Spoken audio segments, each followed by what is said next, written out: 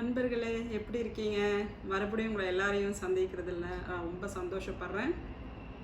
இன்றைக்கி மிக முக்கியமான ஒரு விஷயத்தை உங்ககிட்ட நான் ஷேர் பண்ண போகிறேன். என்னுடைய ஓன் லைஃப்பில் நடந்த ஒரு ரியல் எக்ஸ்பீரியன்ஸ் உங்ககிட்ட ஷேர் பண்ணணுன்னு ஆசைப்பட்றேன்.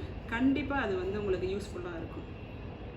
நான் காலேஜ் படிச்சுட்டு இருக்கும்போது எனக்கு ரொம்ப வயிற்றில் அடிக்கடிக்க வலி வந்துகிட்டே இருக்கும்.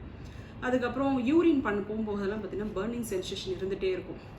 ஒரு ஒரு ஒரு ஒரு ஒரு ஒரு வாரம் இப்படியே இருந்தது. போக போக என்ன ஆயிடுச்சு, அந்த வலி அதிகமாக ஆரம்பிச்சிருச்சு. அதுக்கப்புறம் தான் செக் பண்ணும்போது தெரிய வந்தது, கல் இருக்குது, சின்ன சைஸில் கல் இருக்குது அப்படின்னாங்க. கல்லுன்னா உங்களுக்கு என்னன்னு தெரியும், அதிகமாக தக்காளி சாப்பிட்றதுனால, அதிகமாக புளி எடுத்துக்கிறதுனால, அது இல்லாமல் தண்ணி நம்ம சரியாக குடிக்க மாட்டோம். அதனால் அது படிஞ்சு படிஞ்சு என்ன ஆகும், உள்ள பாடியில் அது ஒரு ஹார்ட் மெட்டீரியலாக மாறி கல்லுன்னு சொல்லுவாங்க, ஸ்டோன் அப்படின்னு சொல்லுவாங்க. ஆனால் உங்களுக்கு கண்டிப்பாக உங்களுக்கு யாருக்கெல்லாம் அந்த ஸ்டோனால் நீங்கள் அஃபெக்ட் ஆயிருந்தீங்களோ கண்டிப்பாக தெரியும் அதனுடைய வலி எப்படி இருக்கணும். இட்ஸ் வெரி இன்டென்ஸ் பெயினாக இருக்கும், கண்டினியூஸாக இருக்காது, விட்டு விட்டு வரும் உங்களுக்கு. அப்படியே ஒரு மாதிரி அப்படியே ஒரு அது உங்களால் அது கரெக்டாக எந்த டைமில் வரும் எந்த டைமில் போகணும்னு சொல்லவே முடியாது, அந்த மாதிரி இருக்கும்.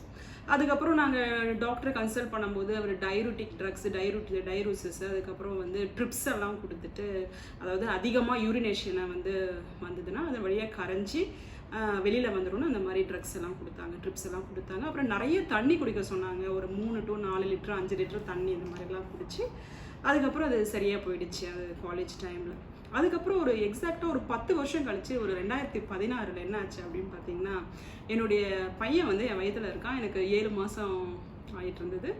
அப்போ இதே மாதிரி ஒரு பெயின்ங்க, அப்படியே இன்டென்ஸ் பெயின், யூரின் போனால் ஒரு கஷ்டம், ஒரு மாதிரி உங்களுக்கு ரொம்ப பர்னிங்காக இருக்கும். அதுக்கப்புறம் உங்களால் நைட்டு சரியாக ஸ்லீப், இந்த பெயின் வந்ததுன்னா உங்களால் நல்லா தூங்கவே வர முடியாது. இந்த மாதிரி அதுவும் நினச்சி பாருங்கள், 7 மாதம் ப்ரெக்னென்ட்டு இந்த மாதிரி ஒரு இஷ்யூ இருந்தால் அது எவ்வளோ கஷ்டமாக இருக்கும்னு கண்டிப்பாக உங்களுக்கு தெரியும்.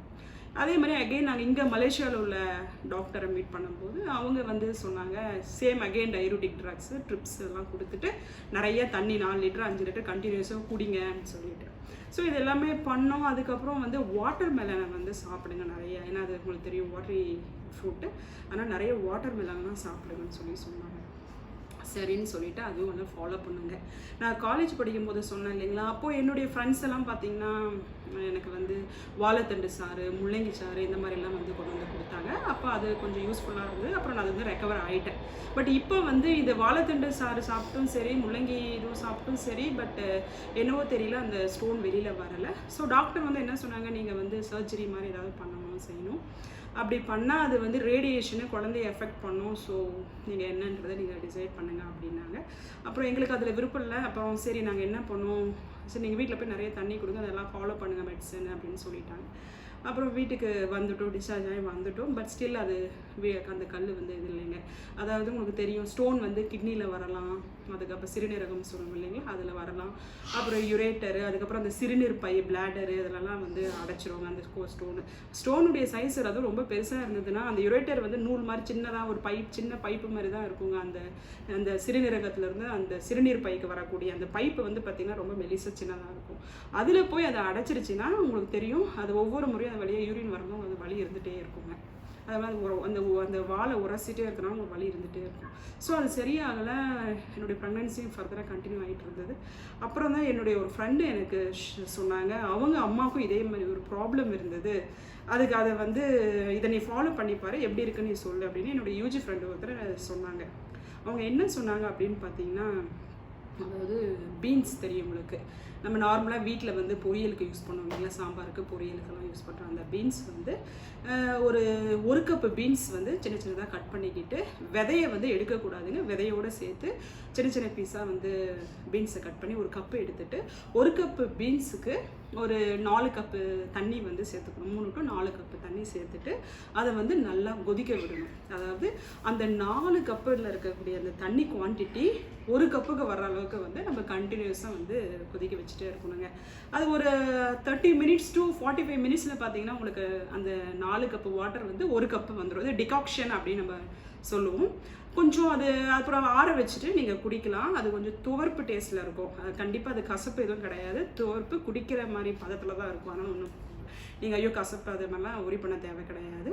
அது மெயினாக முக்கியமான ஒரு விஷயத்தை நீங்கள் என்ன தெரிஞ்சுக்கணும் அப்படின்னு பார்த்தீங்கன்னா, சாப்பிட்றதுக்கு முன்னாடி ஏர்லி மார்னிங்கில் எம்டி ஸ்டொமக்கில் அதை குடிங்க. சரிங்களா? எம்டி ஸ்டமக்கில் குடிச்சிங்க அப்படின்னு பார்த்தீங்கன்னா உங்களுக்கு என்ன ஆகும், அது வந்து நல்ல ஒரு அப்சார்ப்ஷன்லாம் நல்லாயிருக்கும்.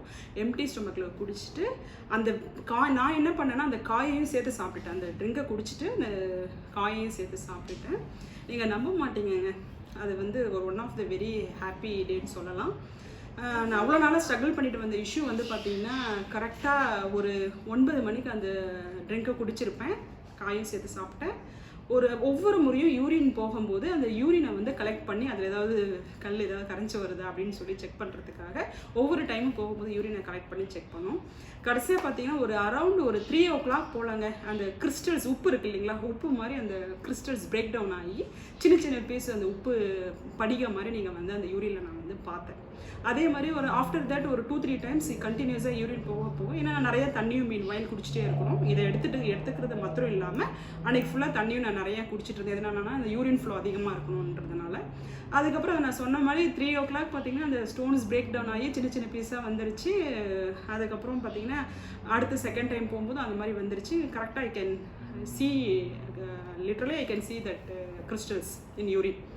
ஒரு கண்ணாடி கிளாஸ் மாதிரி இருந்தீங்கன்னா அது ஒரு டிரான்ஸ்பரண்ட்டாக இருக்கும். உங்களுக்கு அந்த பிளாஸ்டிக் கண்டெய்னர் மாதிரி யூஸ் பண்ணிங்கன்னா தண்ணி ஒரு டிரான்ஸ்பரண்ட்டில் உங்களுக்கு ஈஸியாக அந்த செட்டில்மெண்ட்டை வந்து நீங்கள் பார்க்கலாம்.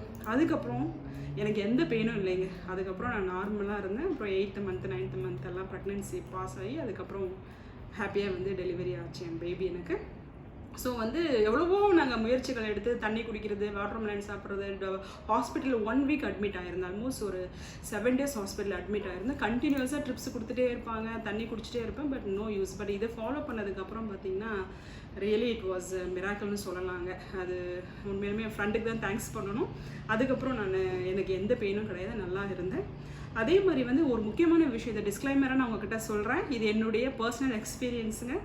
ஸோ நீங்கள் வந்து ப்ரைமரி ஸ்டேஜ் ஆஃப் ஸ்டோனால் எஃபெக்ட் பண்ணியிருந்தீங்கன்னா ஒரு எர்லி ஸ்டேஜ் அந்த மாதிரி இருக்குது. சைஸ் வந்து ரொம்ப ஒரு ஃபியூ சென்டிமீட்டர்ஸ் தான் இருந்தது, ரொம்ப பெரிய சைஸ் ஸ்டோன் கிடையாது. மேபி நீங்கள் வந்து ரொம்ப ஸ்டோனுடைய சைஸ் வந்து ரொம்ப பெருசாக இருந்தது அப்படின்னா அதுக்கு இது நீங்கள் கண்டிப்பாக டாக்டரை வந்து டிஸ்கஸ் பண்ணி அவர் என்ன சொல்கிறாரோ அதை ஃபாலோ பண்ணுங்கள். ஏன்னா ரொம்ப பெரிய சைஸ் ஸ்டோனு, ரொம்ப ஹார்டு, ரொம்ப பெரிய இதாக இருந்ததுன்னா அது மேபி இது எஃபெக்டிவாக இருக்கலாம். பட் இருந்தாலும் நீங்கள் ஒன்ஸ் டாக்டரை கன்சல்ட் பண்ணிவிட்டு டாக்டருடைய அட்வைஸோடு நீங்கள் வந்து இதை வந்து பண்ணலாம் நீங்கள். ஸோ கண்டிப்பாக இந்த வீடியோ உங்களுக்கு பிடிச்சிருக்கும்னு நான் நினைக்கிறேன், யூஸ்ஃபுல்லாக இருக்கும்னு நான் நினைக்கிறேன். உங்களுக்கு பிடிச்சிருந்ததுன்னா இதை லைக் பண்ணுங்கள், ஷேர் பண்ணுங்கள், மறக்காமல் சப்ஸ்கிரைப் பண்ணுங்கள், உங்கள் ஃப்ரெண்ட்ஸுக்கும் ஃபார்வர்ட் பண்ணுங்கள். நன்றி, வணக்கம். இன்னொரு வீடியோவில் உங்களை சந்திக்கிறேன்.